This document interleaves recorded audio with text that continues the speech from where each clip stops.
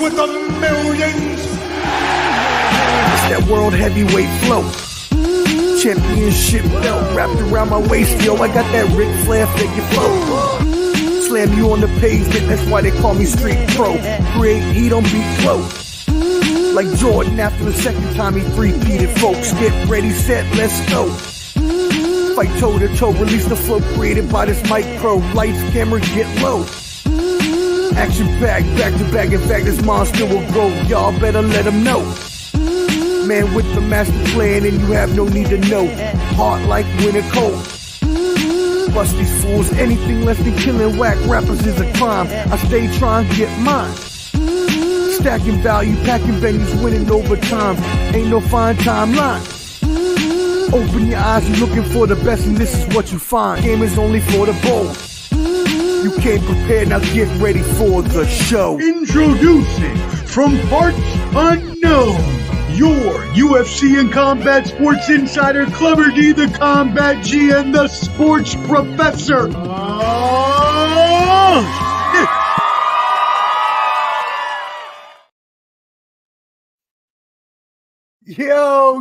Yo, what up, friends? Hey, I can do nothing but absolutely laugh at myself right now, y'all. I am so sorry. I kept so long all week, I was saying 6 p.m. Eastern, 6 p.m. Eastern, 6 p.m. Eastern. Happy Veterans Day, first of all. Happy Veterans Day. Shout out to all my fellow veteran brethren out there. Yes, your boy was in the Air Force. And so today was a busy day, y'all. We had Veterans Day. We had the National Veterans Day Parade that I was a part of. And then I went out with some Air Force buddies afterwards to go enjoy a couple free meals. Applebee's, things like that. Shout out Applebee's. I don't know what happened, to be completely honest. I confused myself. I'm not sure, but all I know is I kept saying 66666, and in my mind, somehow that went to 6 Central, even though we do this every 3 weeks. I somehow thought it was 6 Central instead of 6 Eastern. So my complete and utter apologies, I guess. Like, I'm not even like mad. Like, I'm kind of upset at myself. I'm kind of disappointed in messing up that time since we've done it so much this year. But with everything that happened today and with Veterans Day and with, being out and trying to enjoy my day, I just completely got tied up. And so I am, I'm here. Clubber D, the Combat G, will hopefully be able to join us here in a moment. But since we were an hour late, again, my bad, he had things he had to get to. So he's trying to get back in the picture so we can give you a little bit of at least 30 minutes or so. We'll see how that goes. Either way, you got your boy, the sports professor. We are here, Ballin' Buds. Shout out to the Mission Continues. That's who I did the Veterans Parade with today. They had your boy out there running, yo. I was running. After I broke my leg in February, they had me giving out these T-shirts to all the patrons along the route that were celebrating us for Veterans Day. And they had me out there running, yo. I'm like, I shouldn't be running after my broken leg. It felt bad afterwards, but it feels fine now.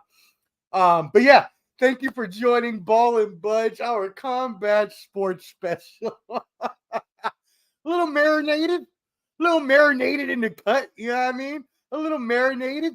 But let's go ahead and talk about a little bit of things anyways, and our combat sports insider will hopefully be able to join us in just a couple minutes. That being said, again, go subscribe at Ballin' Buds. Subscribe at Ballin' Buds on YouTube.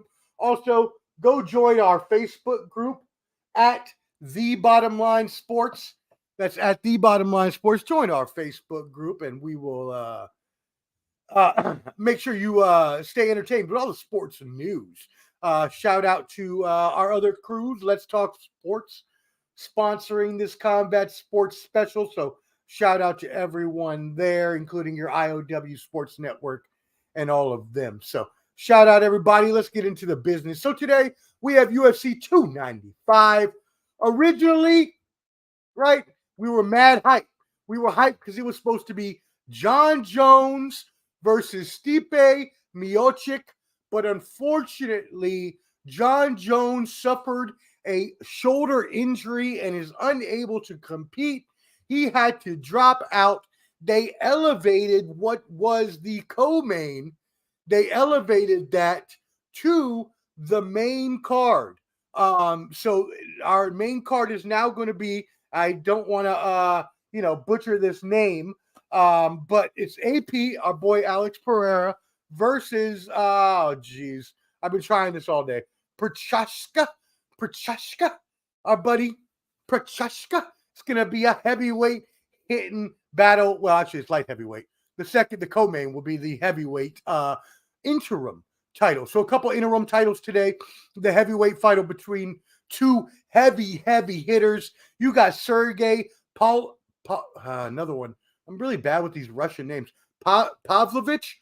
He's on a 6 KO first round KO streak. And then you got Tom Aspinall, who's on a four time first round KO streak. So you got some heavy hitters. It can't lose. That's not going to last more than a round, possibly two, because of the fact that them boys are just trying to throw those heavy meat. Wow, reckless. Wow, reckless. They're trying to show, who can get who out of there the quickest. So that's going to be a really, really heavy hitting battle. But the main event, everything that y'all came here to hear about, is going to be our boy AP Alex Pereira, who had his epic battles before moving up to light heavyweight. Won the middleweight championship there for a second, and then subsequently lost it after winning it. So this is going to be a really good light heavyweight championship fight. Again, both of these are I guess the light heavyweight would be a real title, but the heavyweight is definitely interim until they get Jon Jones and or Stipe Miocic back into the ring. That could happen at any time. Obviously, a shoulder injury takes a while, so we're probably that's going to be very hard, just because of the fact that if Miocic is going to come back, he only wanted to really come back to fight Jon Jones. He was thinking about retiring before that. So if you don't have Jon Jones in the equation for 6-9 months, a year, I don't know how long those torn labrums take, but I know in football it's usually like a 6-month, but football, they slow play things. So does Stipe wait that long? Does he try to come back and fight one of these contenders who he would both dust off very quickly, and then wait for Jon Jones?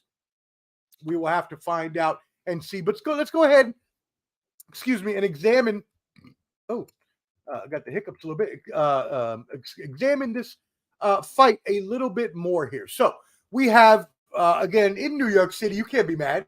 You have Madison Square Garden.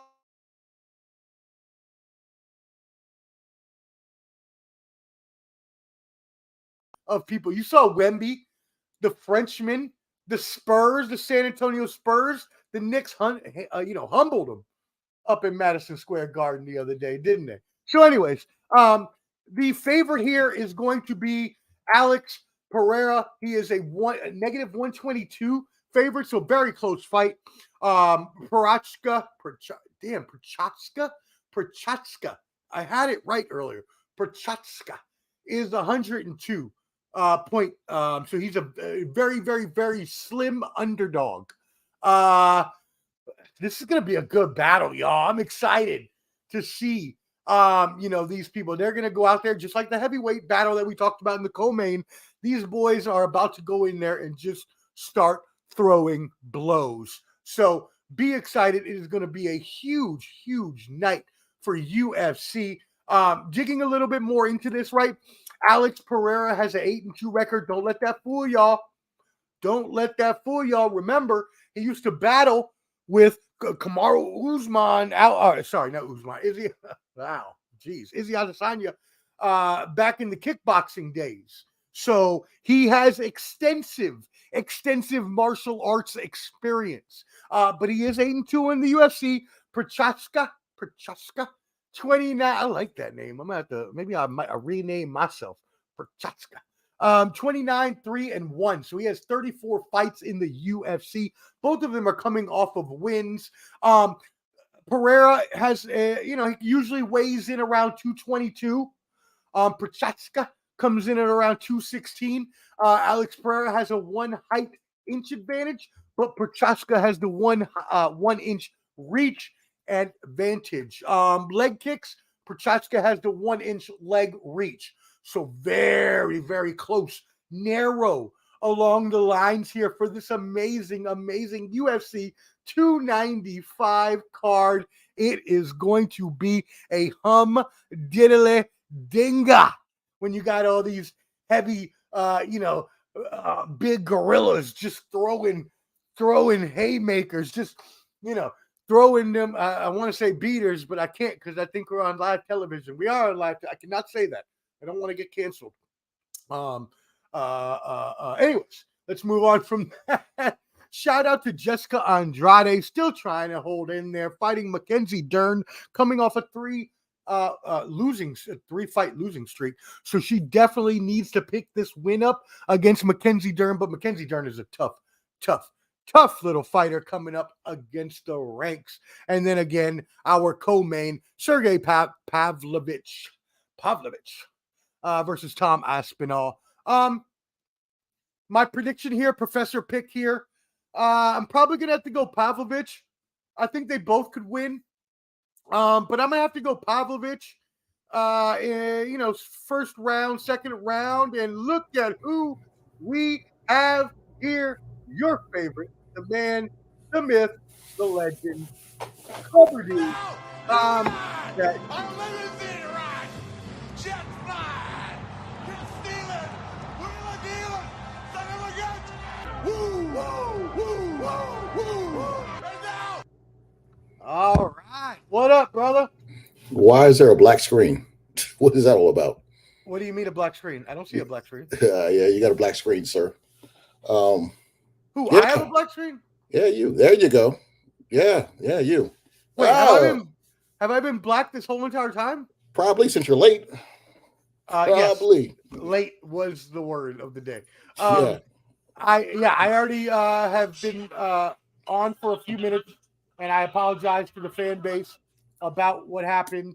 I don't know how I got 6 p.m. Eastern and 6 p.m. Central mixed up, but apparently I did. So I do apologize to everybody, as I already have, once, but I had Veterans Day, I had the parade. I was just out there crazy. So anyways, welcome. We've had a good stream of people watching us so far. We were at about 20 people there a couple minutes ago. So they might go 40 now. Yep. They were waiting for you.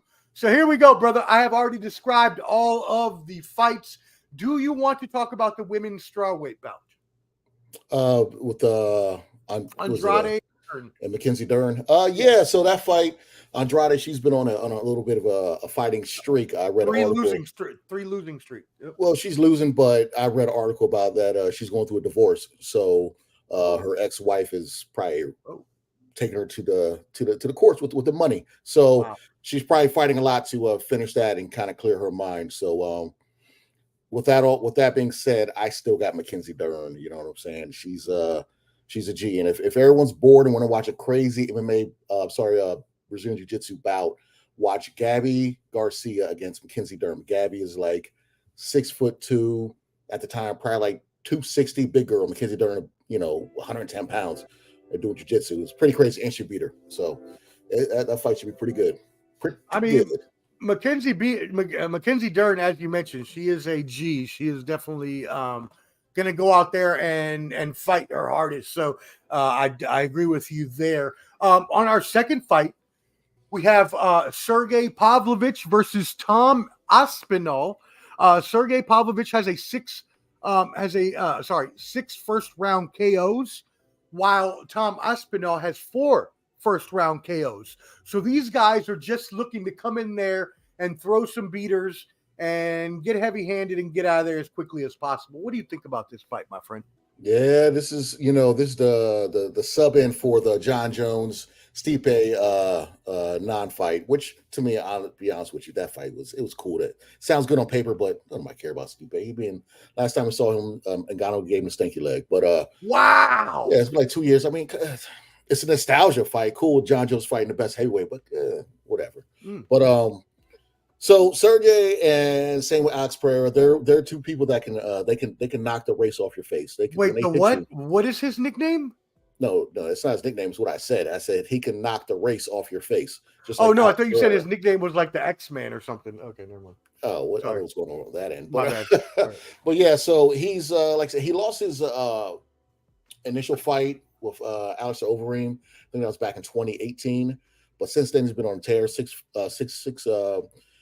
I think two knockouts and 4 TKOs in his first round stoppages. I mean, Derek Lewis, Tui Tuivasa, shout out to Ian down in Australia.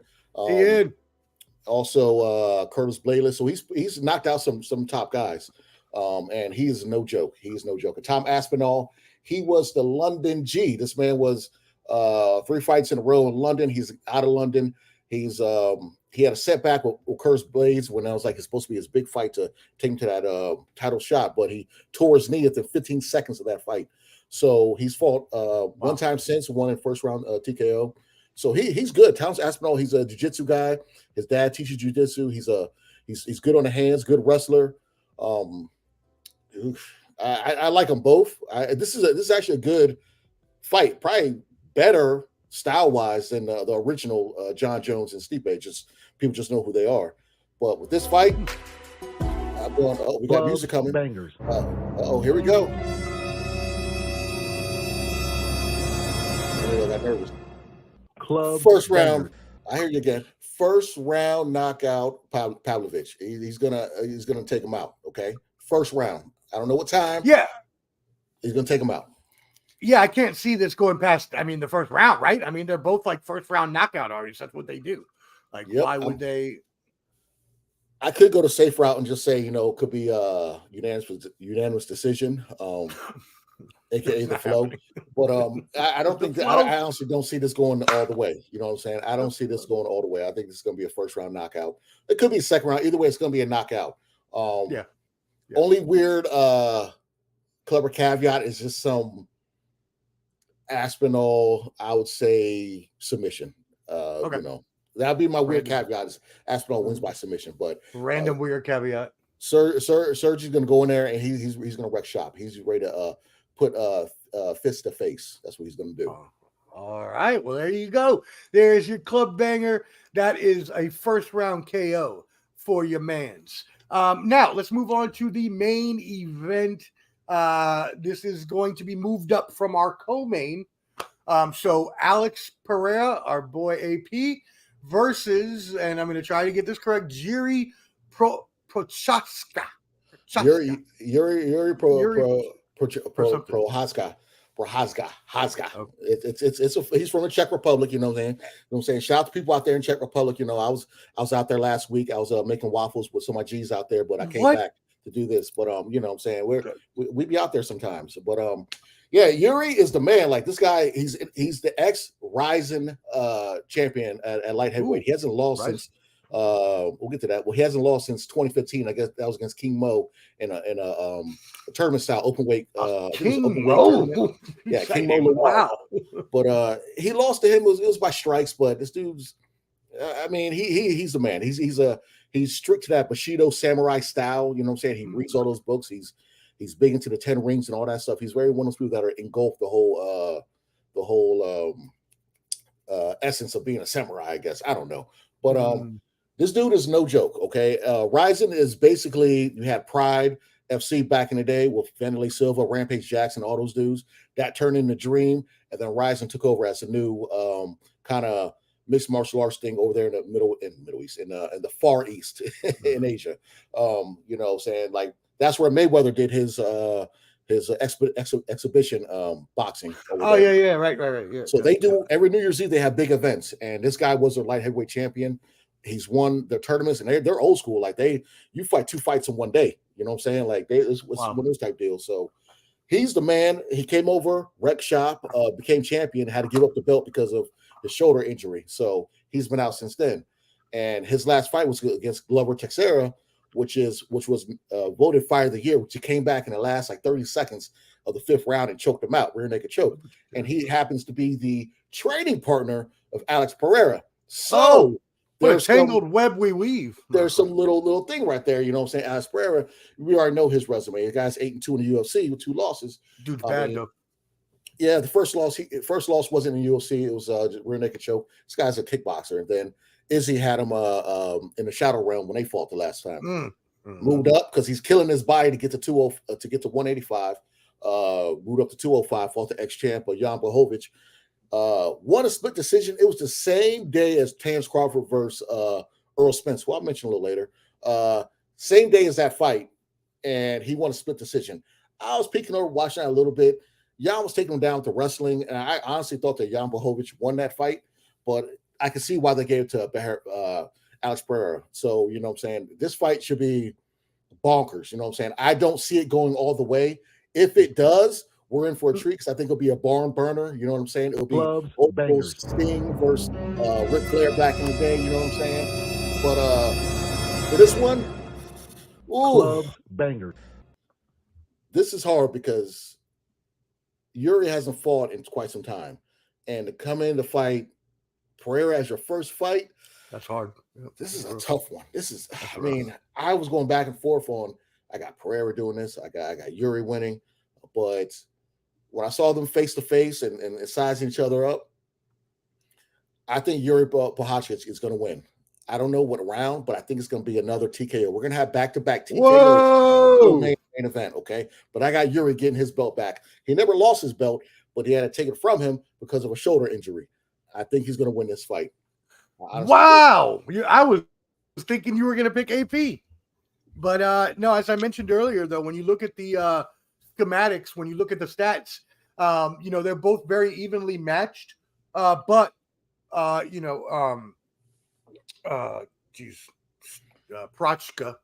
he has a longer reach. Yuri is my man. Yeah, Yuri. He has longer reach and longer leg reach as well. So, wow. Yeah, reckless.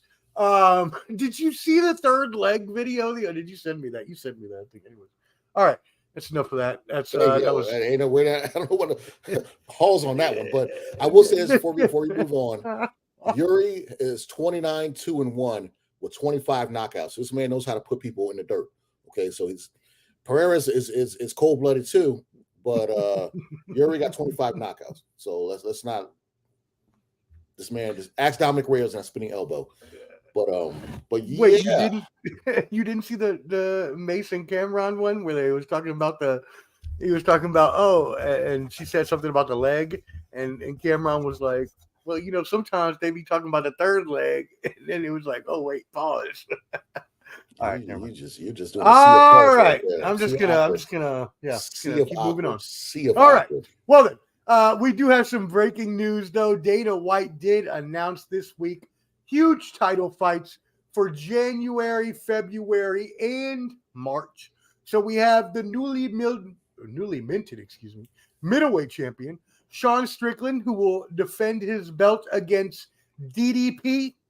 I'm not even going to try to mess up his name, Duplessis. And then, Duplessis.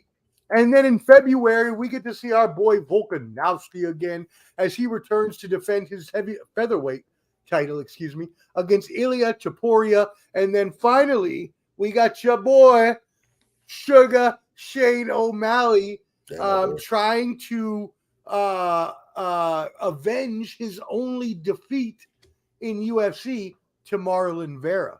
So, my friend, what do you think about these 3 fights coming up in the next few months here? You got Strickland going against Duplessis. That's a decent fight. He was supposed to fight Izzy, but he was injured, so that's why Strickland jumped in, and Izzy's taking his leave absence from MMA. So he's gonna be out for a little while. And I saw a thing about Izzy saying that boxing was just easy for him. Shut up. Stop. If it was that easy, then you'd be undisputed champion in multiple divisions. If it was that easy, stop. I hate when MMA fighters do this stuff about boxing so easy because of Francis Ngannou mess. But Strickland, Duplessis, I mean, I'll hold off to tell you who I think will win, but yeah. No, I just wanted your preliminary thoughts. It was just basically that was next in the works. To be the next big fight for that division.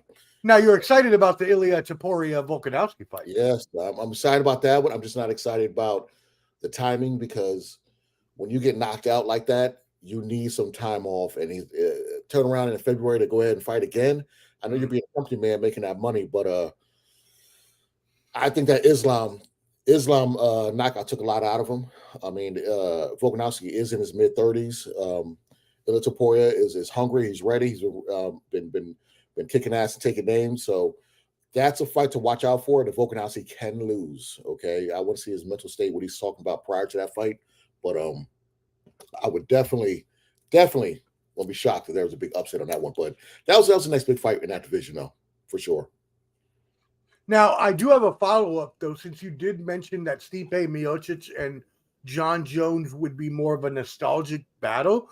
Since Jon Jones does have this shoulder injury, which will obviously keep him out for at least 6 months, we're assuming. Do you ever see that fight happening again? Yeah, we'll see. I mean, he actually tore the pec off his. Was it the pec? Oh, yeah. No, the labrum. Okay. It detached, I believe. So they're saying 8 months, 6 to 8 months, but I mean, Stipe ain't been doing nothing for the last 2 years. So right, he's already 42. So it's I don't like this. This fight is. So you see Jon Jones coming back then and just fighting whoever wins the title tonight? No, I don't think so. I don't see it. Jon Jones is. I have my issues with Jon Jones, but when it comes to fighting, I mean, these guys are killers. You know what I'm saying? And right, that's true. I don't see. There's nothing left for him to prove, per se. If he does come back, and this is what I'll say. If he comes back, he'll skip over fighting the winner of this interim belt and fight Stipe, take him out, and then just retire. I don't see him fighting. He doesn't even want the belt again. Yeah, I don't see him. I just don't see it. I don't see it because that would be the most logical thing. Most logical thing would be if he comes back off injury, he should fight the winner of this. But knowing UFC, once he comes back off injury, they're still going to book the Stipe fight. Got it. I can see that happening. Got it. Okay, awesome. Well, there y'all go. That is the main card for UFC 295 tonight. Now let us see what other news Clubber D has within the UFC MMA realm, my friend. Well, I'm going to switch over to boxing. I like it. Okay. Yeah, we'll switch over to boxing. And I will say this. So recently, I think as of yesterday, the IBF has stripped Terrence Crawford of this 147-pound welterweight belt. Breaking news yesterday. Yeah. And it's complete full of shit. That's bullshit because the IBF, like other belts, I give them credit for doing that, but the reason why boxing is the way it is because they don't hold these fighters to feet to the fire. You know what I'm saying? They don't do that. And like the WBC, you got Charlo fighting Jose Benavidez on the David Benavidez and Dimitri Andrade card, which is later this month. And Charlo hasn't fought defending his belt in over 2 years. They're fighting at 163, 3 pounds over his limit, and it's not even for the belt. Why is he still the champion for WBC? That makes no sense. These sanctioning bodies need to hold these people to accountability. You cannot be a champion and not defend your belt. All right. Perfect example, the IBF, the history of the IBF. Tito Trinidad held that belt for 6 years, 8 months. Shout out to Puerto Rico. Let's go. Earl Spence held that belt for 6 years and 2 months. How many fights do you think Earl Spence had in those 6 years? 3. 6. How many fights do you think Tito Trinidad had in those 6 years? 12. 16 fights. 16 title defenses. Okay. Wow.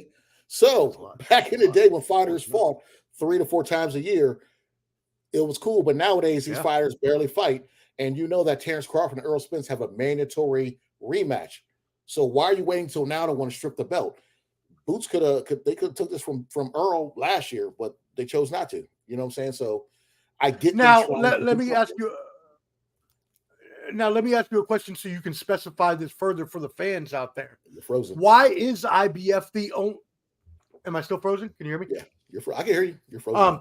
Why? Okay, I'm not worried about the picture. Why is it that the IBF is the only boxing federation, that will strip a fighter when the other federations won't do this? I know you talked about holding feet to the fire, but if all the other federations aren't going to do this, then it just makes it look stupid for singling them out, like you just try and be petty.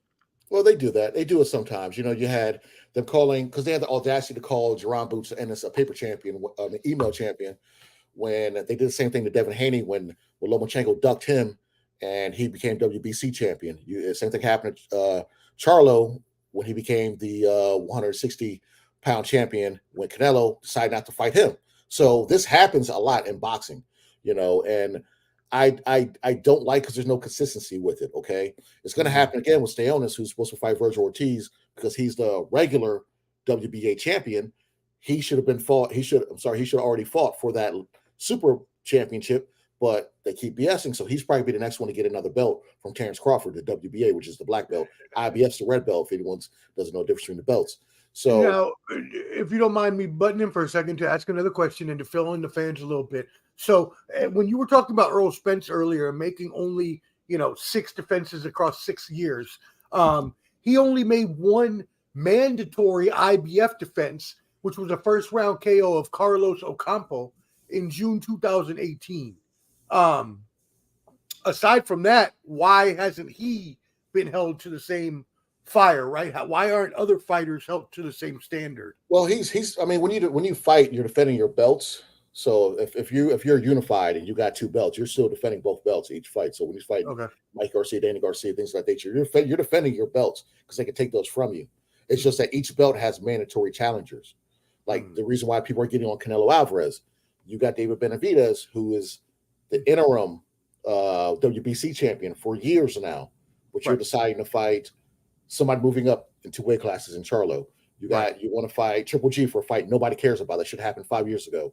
You know what I'm saying? You want to fight your British, I forgot what belt it is, mandatory in John Ryder last year around my birthday on May 5th, Cinco de Mayo. And now we're talking about you fighting Jaime Munguia after you said you wouldn't fight Mexicans. You're going to fight a young Mexican, Jaime Munguia, on Cinco de Mayo weekend, who's moving up from 160 to 168. So why are you doing all this? They did this at Charlo also. They took the belt from him, the WBO. He's not undisputed no more, as the screens keep moving. He's not undisputed anymore because the WBO took the belt from him and gave it to Tim Tszyu because he should have fought him over a year ago, but hasn't fought him yet. So we decided to fight Canelo. So WBO was like, okay, undisputed, give me that belt back. Tim Tszyu, you are the number 1 contender. You're the main champion now. So other belts do that. It's just they pick and choose when they want to do that. Okay. And so now let's look at the other side of that. Jerron Boot Ennis is 31-0, undefeated with 28 KOs, one of boxing's fastest rising stars, right? Oh, man. Now that he has this interim title in his hands, what's next for him? Does he, because we still got to see Crawford versus Spence first, right? He's the man. He is the actual champion now. He's the super champion. So they elevate him. It depends because it's kind of lets us know that Crawford versus Spence is going to be at 154, not 147. Because yes, that was the excuse that Crawford was Spence was making, that he was drained. If you use that bad at making weight, you should have moved up years ago. I don't want to hear that mess. So you're obligated to fight at 147. Don't cry about making the weight. Either move up or fight. So is it possible we never see that fight again then if he doesn't want to move up, if Crawford doesn't agree to change in weight? It's a mandatory weight class, mandatory rematch. Okay. They're going to fight. But, that's why it was weird when they're talking about Crawford wanting to fight Canelo. Ain't no way he's going to move up from 147 to 168 and fight Canelo. He would. Right. That would be just embarrassing. But I think they're going to fight at 147. 154, because that's the next progression for Crawford. Crawford needs to prove nothing else. He's already cemented himself as a Hall of Famer, so he is the man. So he's was he 35 years old, so he's getting up there. He doesn't really need to keep fighting these guys, but I think he wants to conquer, get another belt at 154. That way he'll be a 4-division champion, which will be amazing. And he get the WBO from Tenzou or somebody, because when you're a belt holder, you can automatically skip the line and become the mandatory because you held the belt at a lighter weight class. Now it's crazy that you say that, because looking at undisputed champions now, we only have Canelo Alvarez as our only undisputed champion. Josh Taylor forfeited 3 of his titles to pursue a rematch with Jack Cottrell, which makes no sense to me.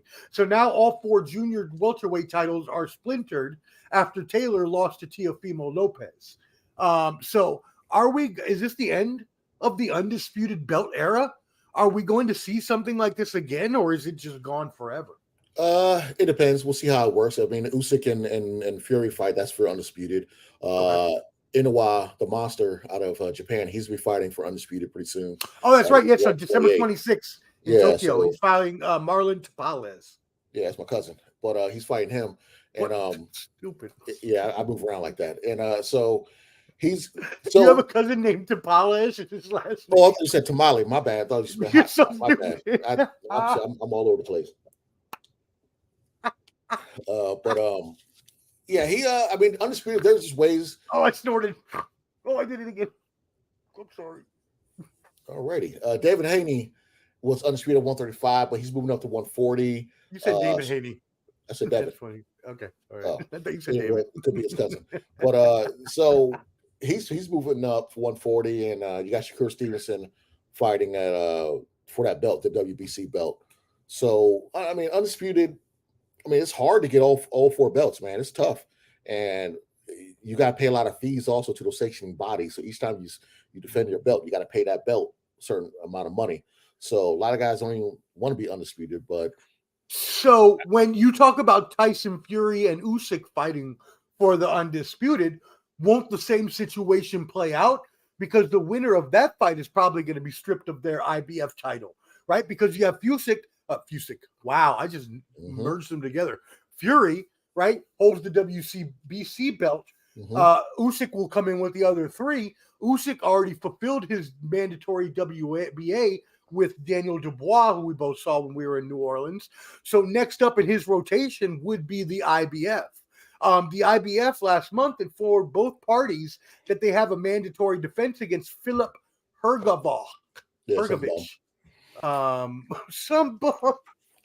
It's okay. So when it comes to that stuff, now it's been documented that Al Heyman paid. This is from my man CJ Sports TV, good fellas, good boxing channel. I listen to. Hey, shout out. CJ. But he had mentioned that sometimes you get step aside money, where fighters do get step aside money to not get their mandatory, just get paid. Just to be quiet. So Peter Quillen got that. Kid Chocolate got that back in the day. So I'm not mad.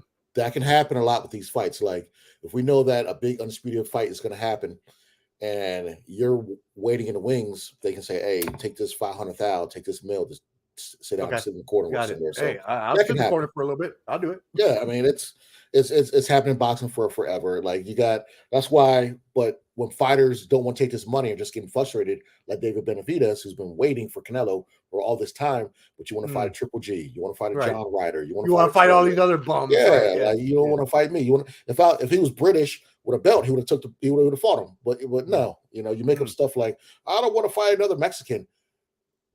And then Benavidez is like, hey, I'm half Ecuadorian, so what's up?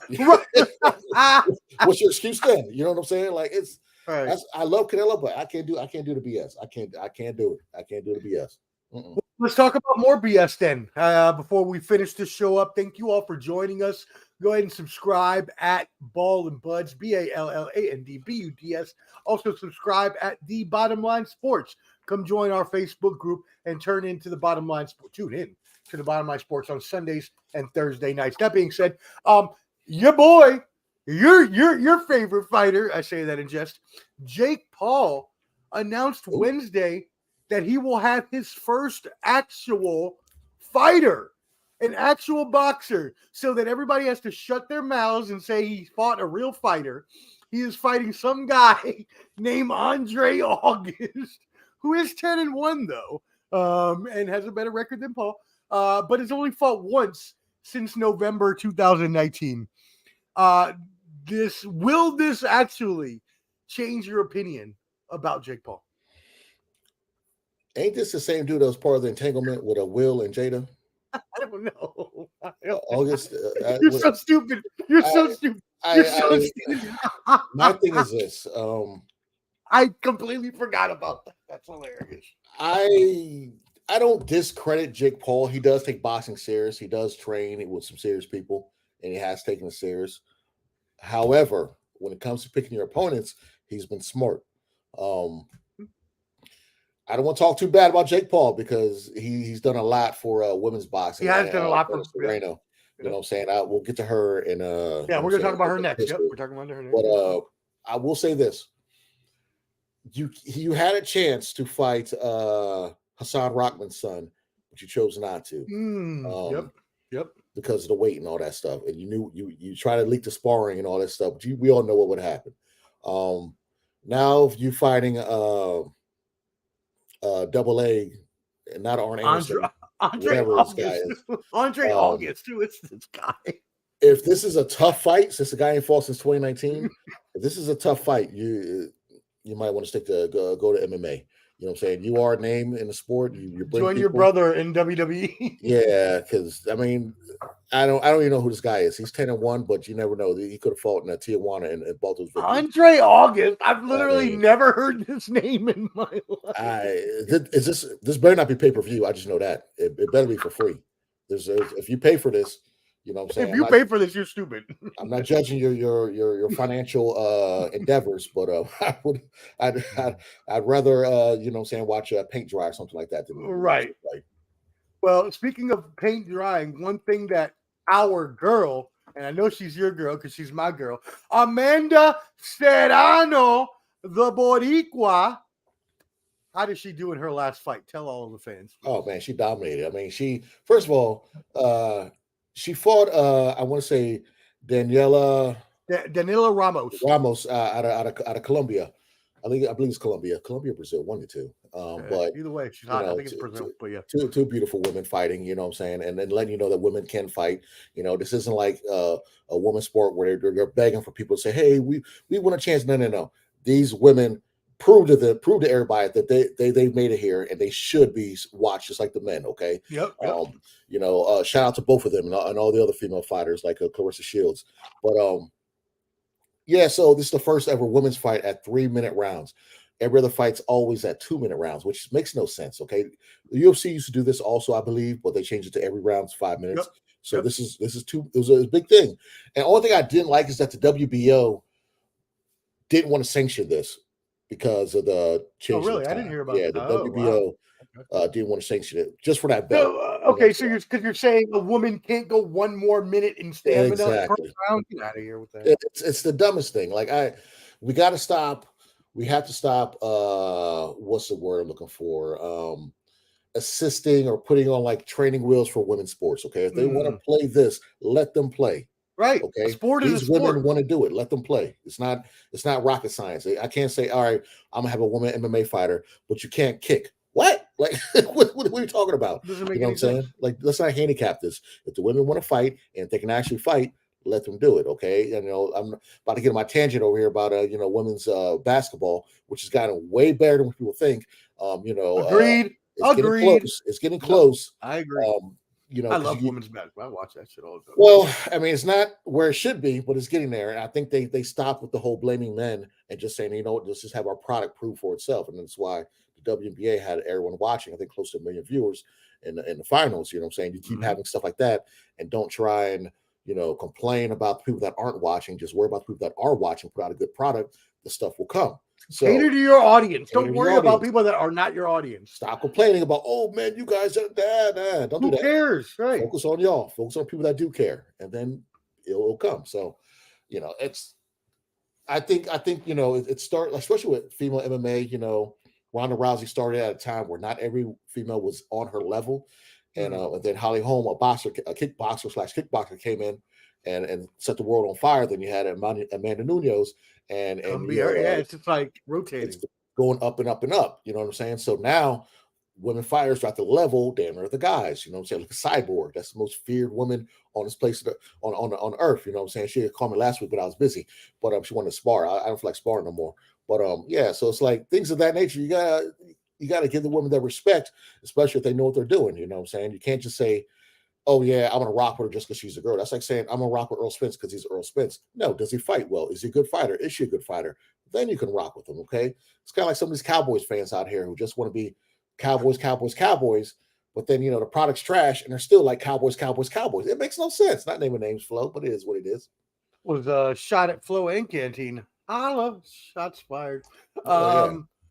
So, okay, cool. Well, there is some other news that came up recently, and I know that you like both of these fighters, but there is a rumor that if both fighters can successfully handle their business on November 15th, next weekend coming up at T-Mobile in Las Vegas, if Shakur Stevenson can beat Edwin De Los Santos and our boy Oscar Navarrete can win against Robson Consenyayo, we could see that was horrible. I completely butchered that. I apologize. I'm so sorry, guy. We could see a Shakur Stevenson, Oscar Navarrete mega fight, my friend. How do you feel about that? I would love to see that fight. We saw Oscar fight Valdez down in New Orleans. Actually. Oh, that was a great fight. Wow, what a really good one. I mean, he just put a beating on him. And Shakur Stevenson is the man. And Shakur Stevenson just signed a deal with Reebok. So this would be more putting him out there. He's be fighting the same day as the Grand. I don't know why they did a Grand Prix in Vegas and going to have Shakur with the it just doesn't correlate to me. Right. With the Italian racing and boxing. Right. Yeah. Not the same thing. So a half black, half Puerto Rican boxer from Jersey is going to relate to the Italian, whatever. But if he gets the publicity and people are watching him, hey, it's great for the sport. I'm a big fan of Shakur Stevenson. One of the better young fighters, highly ducked. Pitbull ducked him, but and if he's going to get this belt, the WBC, he'll be the champion at 135. You got if he fights Navarrete, he's going to have to move up. I think from 130 to 135 for that fight, because I don't see Shakur moving back down to 130 because that was too much of a weight drain. Because I believe when he fought his last fight at 138, took the belts from him because he didn't make weight. So this would be a great fight, and I'm all here for it. I am 100% here for it. Funny you say Shakur, because even though he signed that Reebok deal, which is perfect for him and boxing, Sean O'Malley talking about, oh yeah, I'll fight Shakur. I think I can. No, you won't. Oh yeah, I saw that. Yeah. No, you won't. No, you won't. He will dye out your hair. He's not. Don't do that. Tyson Fury, who didn't train for Francis Ngannou. This isn't that. This ain't that. Like, just because Ngannou looked good against Tyson Fury, that's not these other fighters. Okay, he knock a tattoo off. And so continue. We were going to talk about that. Let the fans know Clubber D's opinion on the Tyson Fury versus Francis Ngannou bout. What are your thoughts on Ngannou knocking him down and people saying he should have been the victor by decision? Tyson Fury should be embarrassed as a boxer, because you talked a good game and you thought that Ngannou was going to take you lightly. You really did, and you saw what happened. I feel like Ngannou came with a good game plan. Tyson Fury came in at 277. Ngannou was at 272. So I remember Tyson Fury 6'9". He's a big dude. Ngannou's about 6'4". He's a big dude also. But Tyson Fury likes to lay on people, dirty boxing, things of that nature. You're not going to do that with somebody 5 pounds less than you that is all muscle and is used to it. Does MMA and dirty boxing, things of that nature. So he couldn't bully him the way he bullies other people. So when Tyson Fury realized that, that's when he was like, oh, snap. I just got to survive, just outpoint him. So I can see why they gave it to Fury just for the points. And Ngannou, he might have a career. It's easy for a heavyweight to move over into boxing because it's all power. Just like if a heavyweight moved over to MMA, it's all power. But will his power Omar left? That's a Wi-Fi, tell you people, that Wi-Fi. But if Ngannou has to fight another heavyweight, I think somebody will take him serious. I think it might be a different outcome.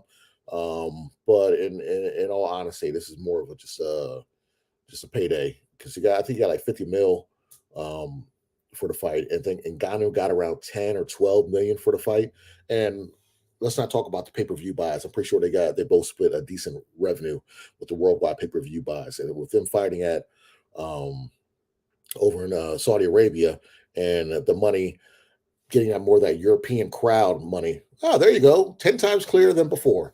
But getting that Saudi Arabian money and all the money in Europe and people tuning in, so they had a pretty payday. So these guys definitely put on a decent show, and shout out to Saudi Arabia because they put on a great showcase of boxing and the way that the whole setup and how it had all the ring come up and all that good stuff. It was pretty dope. I was gonna come out there, but I sprained my kneecap the other day, so I couldn't make that trip. It was a long flight. I agree with you completely. I think that Fury completely embarrassed himself. But we know he didn't train properly for the fight. But still, there's just no reason for you to be the best boxer, heavyweight boxer in the world and get knocked down by someone who's never, thrown a boxing punch in his life. That being said, we do have one more boxing match I do want to bring up. November 25th, so in 2 weeks. We got Benavidez versus Andrade, my friend. How do you feel about this? That's a good one. That's a real good fight. That card's gonna be is pretty decent. You know what I'm saying? That's a good card. It's a decent card. It's borderline pay-per-view, but it's PBC. Showtime only has so Showtime will still have pay-per-views. Like Canelo is signed with Showtime directly. Boots Ennis is signed with Showtime. Okay. I'm not sure what's gonna happen after this. So they'll still do Canelo pay-per-views, but they're not going to have their normal boxing. Their last boxing show is going to be on regular Showtime. David Morrell's fighting the 16th of December, something around there. But so that fight is it's going to be a good one because you got. Because both of them are trying to fight Canelo, right? Yeah, Andrade wanted Canelo at 160, and when he fought Billy Joe Saunders, Andrade was there at the press conference after. That's where Canelo came out with the whole payday. You want payday? That was directed towards Andrade, who crashed his press conference. You used to be able to walk up on there, but when he fought before he fought Laura took the mic from him. And since that happened, they're like, no one's allowed to go up there where Canelo is. And so Andrade, he was the WBA champion, WBO champion at 160. Moved up to 168. Trying to petition himself as the number one contender, but that ain't gonna happen. So he's fighting Benavidez now. It's his second fight. He fought on the Tank undercard. He looked good, but not that great. But now he's fighting again at 168 against Dave Benavidez. Benavidez ain't no joke. Everybody knows he's the Mexican monster. This man is 6'2". He's coming straight at you. Pause if necessary. Andrade, he's never fought somebody with footwork like Andrade. So I will say that. Like Caleb Plant was a good fight for him, but Caleb Plant doesn't really have the power and the footwork like Andrade. So that's no diss on Caleb Plant. Anyways, he's a great fighter. Shout out Nashville. Nashville's own sweet hands. But Andrade's gonna have to do something to back up Benavidez. He's gonna have to crack him. He's gonna have to work the angles. He's gonna have to do something to make sure he's not always coming forward and put him on retreat, which doesn't happen. So this is the biggest test for Andrade, I think, as far as a slick boxer. I can't get who I think is gonna win yet. Bangers. I can't do it yet. I can't do it yet. I can't do it. Nah, not yet. Nah, it's too early. This one's this is a tough one. Yeah, got it. It's a tough one. It might be a Thanksgiving Day quick hitter we'll do, but all right. But yeah, so it's another one. And another one. Benavidez, his brother's fighting other Charlo, and come off a 2-year break, fighting at 168. 2-year break. Yeah, he didn't want to come out to fight Charlo, but he's coming out now for this. So what's up with that? No, you mean Charlo's. I don't know what. I mean, he didn't want to come out to fight Canelo. My bad. Well, he wasn't ready. He's just not. His mental, body, everything. He fighting with his brother. And they did like a press conference, and it was dusty. It was terrible. It was embarrassing. He doesn't look like. I don't know if it's too many hits to the head, but his speaking pattern is just off. I love the dusty bit. It's just dusty, and He had some funny stuff. He told Benavidez, "I'm gonna lay you out like the girl behind you in a picture." Like there's a painting, a woman laying down. It was pretty funny. But Benavidez was hilarious. He's just like, "What are you gonna comply about mental health when I beat you?" Da, da, da, which was good. But the problem with that fight, it's that is that what he said to him? Yeah, I'm tired of this crap. Like you can't use mental health as a crutch all the time. Like, come on, wow, be a man, grow up. But it's Benavidez is basically like Charlo said, "Oh, you got shot. Oh, you can't go on your same block," because he did get shot in his leg, and it's just corny stuff. Yeah, who got shot? This is years ago, sir. Oh, okay. It was years ago. Okay, all right. It was when he got beat by Terrence Crawford. But anyways, Benavidez, I don't see him winning, beating Charlo. But if Charlo's not ready, he can lose. But I like what Benavidez said. We're fighting at 163 instead of 160. So your belt's not on the line. What's the point? Yeah, you haven't fought in over 2 years. So what's the point in this fight? Right. What is the point in this fight? Why hasn't the WBC taken that belt from him? Like, I don't like. That's another question. Why does the WBC versus the IBF, right? The WBC is letting people like just go on forever, just holding belts. That's why people like the UFC a lot better, because Jon Jones, Stipe couldn't fight, interim champ. You know what I'm saying? There's no ifs, ands, or buts. When everything's all under one roof, you don't have all these, oh, well, I'll hold this fight. I'll just make you the interim. Okay, I'm the interim, but I've been interim for 3 years now. What's going on? You know what I'm saying? Make that make sense. So, yeah, it was a funny back and forth. You know what I'm saying? Like it was funny to hear them talk trash to each other back and forth. But I will give them that. I do like to hear that in boxing, like fighters do generally not like each other instead of a ass kissing contest. Like Charlo's brother when he's fighting Canelo, he's like, "Oh, I just look up to him. He's the man." Dude, he's the same age as you. How do you look up to him? What are you talking about? Like, what is going on over here? Like, shine his shoes while you're at it, okay? And it made sense because you had his track shoes on when you fought him. So it is what it is. Sure did. All right. Well, before we sign off, do you have any other boxing news, MMA news, my friend? Nothing at the moment. MMA, Dana White's been pumping out, like I said, we got these 3 fights coming out. I'm eager to see what's going to happen with. Speaking of, you'll see us next December 16th for UFC 296, Leon Edwards versus Colby Covington. I'm eager to see how what's going to happen to Bellator, because Showtime's not doing MMA anymore. So what's going to happen with those fighters? Are they going to dissolve into PFL? Yeah. Also, might be at the PFL final showing. Their season finale, whatever, Black Friday. So, are we going? We can go. We got to go. We got to be there. I mean, I see some, it's at the Anthem in DC, good venue, like a stage concert area. I think it's like $50 to get in just for crap seats, but okay. It is. We will talk later about that. Speaking of, you will see Clubber D and I again December 16th. And good news, you will have the Ball and Buds crew together in person, because I will be back home in the DC area visiting my lovely mother and father. So I will be with Clubber D. So shout out to Bud. And I love this split screen right here. So if you look in the middle, you can see Weeby staring at us. Weeby, we will see you soon, Weeby. See Weeby staring at us. See Weeby staring at us. Weeby's one eye there. We will also see James Francis soon. Boom.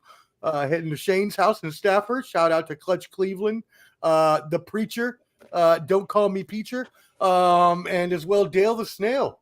And little Shane. We can't forget about the Peak Master. Oh, little Shane. Yeah, so it should be a fun-filled next couple of weeks. We'll get at you guys and check out Bottom Line Sports, okay? You know what I'm saying? They do their thing. There's a lot of Niner hate, which is ridiculous. You know what I'm saying? And hold on. Before we go, this is a little rant of mine. Come up close. Frank Vogel. Hold on. I got you. Hold on. There you go. Okay. Mr. Vogel, coach of the Phoenix Suns, okay? Mm-hmm. I'm tired of you going up on teams by 15, 12, possibly even 20 points and losing the game. You should have beat the Lakers last night. What is wrong with you? I know you look like Joe from Impractical Jokers. But you need to get your stuff together, okay? I'm sick of this. I'll fight a Phoenix and talk to you myself, but get your stuff together and win a damn game. I mean, you got Kevin Durant. You should be winning games. Sorry. You got a good enough closer. Can't do it all himself. I agree. But I think that Phoenix will be there in the end. I believe they will be playing the Nuggets in the Western Conference Finals, and I got the Bucks and the Celtics in the East, my friend. By the way, my Celtics look immaculate right now, and I am loving it. That being said, again, thank you for tuning in, everyone. We love you so much. We appreciate you tuning in. Happy Veterans Day, right? I said that at the beginning, but honestly, we would not be here without our military serving us and getting this freedom that we have. Your boy Clubber D, the Combat G, is a proud Navy veteran, and yours truly is a proud Air Force veteran. So to all our other veteran brethren out there on Veterans Day, we love you. We thank you for your service. Happy Veterans Day to everyone out there. Make sure you thank a veteran for your freedom. Make sure you stay healthy. If anyone is having any issues, PTSD or anything like that, please make sure that you call the suicide hotline and get the help that you need. We are here for you as well. Clubber D, the Combat G, and yours truly, the Sports Professor. We will see you again December 16th for UFC 296. Leon Edwards versus Colby Covington. Colby Covington coming back after a 2-year-long layoff and a Masvidal beatdown in the Miami streets. How do you feel about that fight? Man, Colby, I mean, come on, man. This dude, how you get a title shot? He ain't fought in like 200-some days. That don't make no sense. That's that MAGA hookup right there. Like, you cool with Dana White and you cool with, and you're super pro Trump on Dana White's side, not trying to be political, but you'll get to skip the line for other people, okay? Like, what's he done to, besides drop? I think he dropped his charges, but his charges got diminished against Jorge Masvidal, and then, like, I don't know, man. He does a lot. Colby Covington, he's a good fighter, good pressure fighter, wrestler, but he does some sucker stuff. You know what I'm saying? Talk about someone's wives and kids and things of that nature just to get the fight going. No, I don't he's like definitely that. he's definitely one of those like MAGA Trumpsters. And again, not political. I hate politics. I hate both sides, so I don't care. But he is one of those like, I'm gonna rile you up pro wrestling, like you suck and your mother sucks and everybody in your family sucks and blah blah blah blah blah. So we'll see. The problem with that is you talk like that and somebody see you outside the cage, then you want to press start charges. And that's what happened when Masvidal caught him in Miami and snuck him. Like, come on. Although apparently it was a sneak attack. I don't know. I wasn't there. He ran behind the booth at he ran behind the server booth, not the greeter booth at a restaurant. The hostess booth? Yes, he ran behind that and said, "Call the police." Go figure. I don't even know if I want to get on for that pay-per-view anymore. Fuck that. Go figure. No, we will be back on again because we cannot leave y'all fans. We love you. Sign off. Let's get out of here. All right, y'all. We out of here. Ball and Buds, BALLANDBUDS. Follow us. Peace out. Let me get our music up. Hold on. Music is coming now. He's with the millions. It's that world heavyweight flow. Championship belt wrapped around my waist, yo. I got that Ric Flair figure flow. Slam you on the pavement, that's why they call me street pro. Create heat on beat close. Like Jordan after the second time he three-peated, folks. Get ready, set, let's go. Fight toe to toe, release the flow created by this mic pro. Lights, camera, get low. Action packed, back to back. In fact, this monster will go. Y'all better let him know. Man with the master plan, and you have no need to know. Hot like winter cold. Bust these fools, anything less than killing whack rappers is a crime. I stay trying to get mine. Stacking value, packing venues, winning over time. Ain't no fine timeline. Open your eyes, you're looking for the best, and this is what you find. Game is only for the bold. You came prepared, now get ready for the show. Introducing from parts unknown, your UFC and Combat Sports Insider, Clubber D, the Combat G, and the Sports Professor.